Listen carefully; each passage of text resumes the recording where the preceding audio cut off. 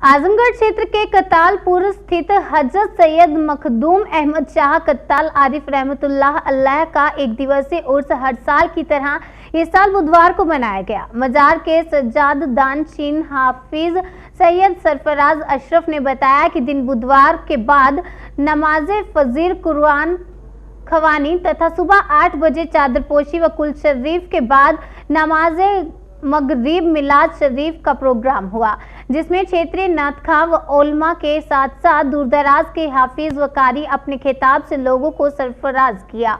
गद्दीन शीन हाफिज सैयद अशरफ ने क्षेत्र के सभी अकीदतमंदों को उर्स में शिरकत करने की अपील की। सालाना उर्स के मौके पर काफी संख्या में अकीदतमंद इकट्ठा हुए।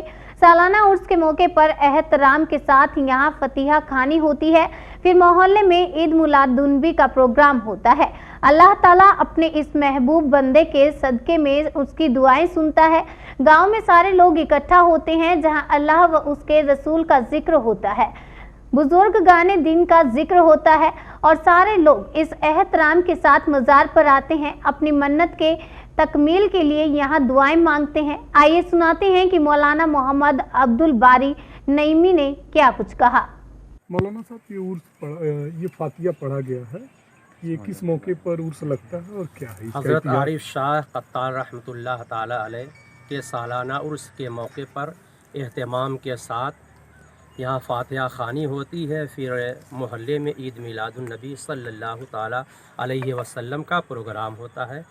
गांव वाले सारे लोग इकट्ठा होते हैं, वहाँ अल्लाह और उसके रसूल का ज़िक्र होता है, बुजुर्गाने दीन का ज़िक्र होता है और सारे लोग इत्तेहाद व इत्तेफाक के साथ इस मज़ार पर आते हैं अपनी मन्नतों की तकमील के लिए। यहाँ दुआएं मांगते हैं। अल्लाह ताला अपने इस महबूब बंदे के सदक़े में उनकी दुआओं को पूरी करता है। इस मजार का इतिहास क्या है? ये कितने वर्ष पुराना है? ये तकरीबन 800 साल पुराना ये आस्ताना है और आप सादात किराम में से हैं। हज़रत इमाम हसन इमाम हुसैन रज़ी अल्लाह ताला अन्हुमा से इनका सिलसिला नसब मिलता है। आपका ख़ानदानी शिजरा हज़रत इमाम हुसैन इमाम हसन से मिलता है और हज़रत सैयद मखदूम अशरफ जहांगीर सिमनानी रहमतुल्लाह ताला अलैह से भी आपका ख़ास निस्बत और ताल्लुक़ है, जो किछोचा शरीफ की सरज़मीन पर आराम फरमा है। और सर, लगभग 800 वर्ष पुराना मजार है और किछोचा शरीफ और से इनका ताल्लुकात है, तो क्या कारण है कि इनकी मजार को इतनी दिनहीन दशा में रखा गया है?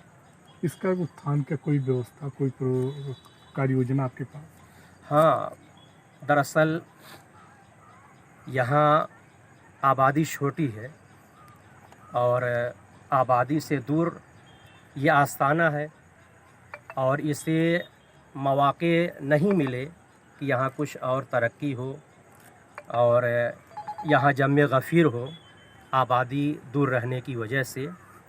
और बहुत से सादाते किराम सादगी पसंद थे, तो आप भी सादगी की तरह ज़िंदगी गुजारना पसंद करते थे और आज भी सादगी का पैकर ये आस्ताना नज़र आता है, क्योंकि इसके चारों तरफ कब्रिस्तान भी है।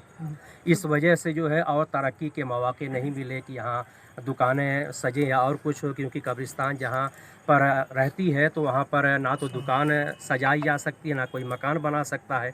जब दुकान और मकान और रहने सहने की जगह मिलती है तब वहाँ तरक्की और ज़्यादा होती है। सर, 800 वर्षों पुराना मजार है, 800 वर्षों से उर्स लग रहा है, उर्स का मकसद क्या है? जन कल्याण की भावना से क्या है? उर्स का मकसद ये होता है कि उनकी तालीमात, फरमुदात, उनकी अच्छाइयों का ज़िक्र लोगों के सामने किया जाए कि ऐसे लोग अल्लाह वाले इंसानियत का पाठ पढ़ाए हैं, मानवता का इन्होंने दर्स दिया है और इन्होंने ज़ात, मज़हब और धर्म से ऊपर उठकर इन्होंने सबसे बड़ा कार्य जो किया है वो इंसानियत नवाजी का, इंसानियत का।